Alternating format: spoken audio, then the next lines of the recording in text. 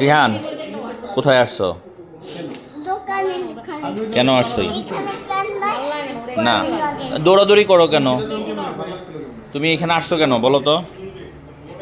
বিছানা আর হচ্ছে সোফা আর হচ্ছে আয়না আর হচ্ছে আলমারি এই দেখতে আসছে।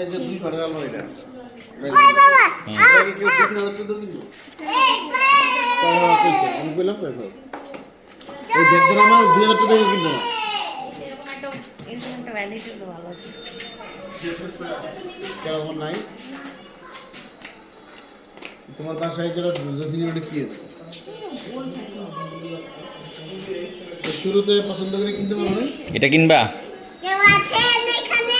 তুমি এখন সোফাগুলো সুন্দর না? আচ্ছা তুমি কোনটা নিবা বলো তো?